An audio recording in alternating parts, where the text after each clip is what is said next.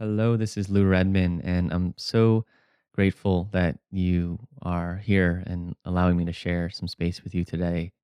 This year, I'm so excited to be back teaching mindfulness in schools. It's been a while after the pandemic. 3 years ago, I gave one of my first trainings to a group of 30 counselors.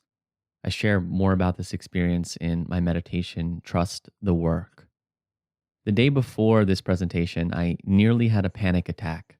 So much imposter syndrome and unworthiness surfaced, and I feared I would blow it.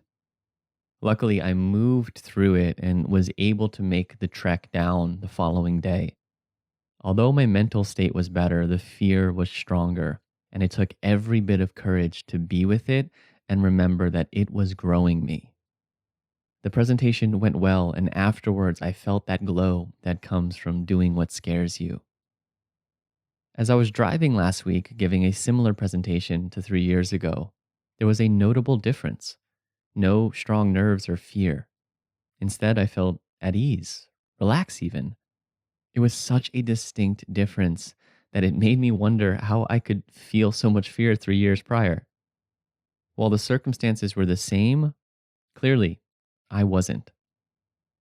At first, I brushed it off. I thought, well, when I was actually there and people were sitting in their seats, that the fear would come. When that happened, sure, there were some nerves, but nothing like I experienced before. I felt grounded and unattached to getting it, quote unquote, right. I was surprised. I experienced so much public speaking fear in the past, and none of it was there. What happened? It's what happens when we practice expanding our comfort zone. I have given dozens, if not hundreds, of talks, trainings, and classes in the past 3 years. Again and again, I put myself in situations that flexed my overcoming fear muscle. The difference I feel 3 years later is not magic. It's the result of doing the work that allows my nervous system to hold more energy. There's an analogy used in addiction about a frog in the pot. If you put a frog in a pot of boiling water, the frog will jump out because it's really hot. If you put a frog in a pot of lukewarm water and turn the heat high, it will boil itself to death because it doesn't feel it getting warmer.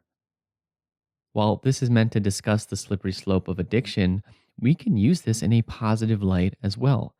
If we repeatedly put ourselves into scary situations, 3 years down the road, the fear pot will be boiling and we won't feel it.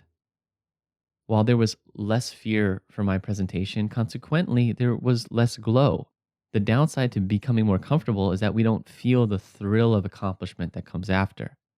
That's the sign to find our new growth edge and step into it. I have another talk where I share this concept and another meditation where I share this concept called raising your energy field or raising your vibration. We need to do the self work that creates the body that can hold more energy. Like adding weight to our workouts, we need to add resistance to life. We do this by seeking discomfort and putting ourselves in situations that grow us. By doing so, we teach our nervous system, I can feel safe amidst something I once feared. That is transformation. How can you work to hold more energy? The easiest way is to do the thing that scares you. As I've said before, being afraid and excited is a sign you're on the right path. So go through the fear. It's the only way to growth. Wishing you so much support as you navigate the fears that come up on this journey. I am here as a guide and as a supporting role for you. So feel free to lean on me whenever you feel you can use a little spark of support moving through your path. Let me know what you thought by leaving a comment. I always love hearing from you, sending you continued guidance for your journey. As always, namaste.